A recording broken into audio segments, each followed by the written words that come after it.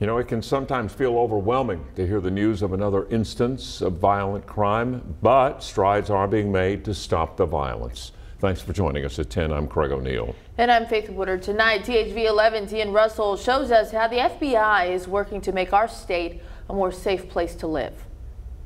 Solving violent crime is no easy task, but here in Central Arkansas, the FBI is helping to address that issue, and they're making progress. At the Little Rock Bureau of the FBI, it's been a busy summer for Special Agent in Charge James Dawson. These last few years have been a challenging environment. But it's one filled with progress. And then you look at what the field office as a whole, what was achieved by the FBI or scored by the FBI throughout the year, it's probably closer to 400 arrests out of that 6,000. Nationwide, the FBI made violent crime a priority this summer. Nearly 6,000 arrests in violent crime, gang, and narcotic cases, and just under 3,000 guns taken off the streets and almost 900 gangs disrupted across the country.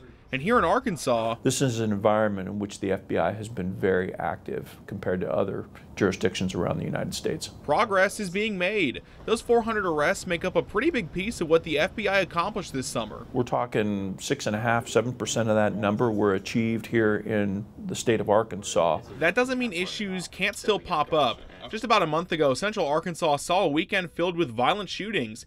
Figuring out what happened took a lot of different agencies, including the FBI. While that weekend has passed, the issues have not. And anything that we can do as a community to dissuade that and to overcome that is really going to be important. Stopping violent crimes is no easy task, and the cause isn't easy to pin down. While we may not be where he'd like us to be, Dawson says they're making headway. I don't know that really we're where we need to be, which is seeing a precipitous decline in criminal activity or violent criminal activity in our metropolitan areas.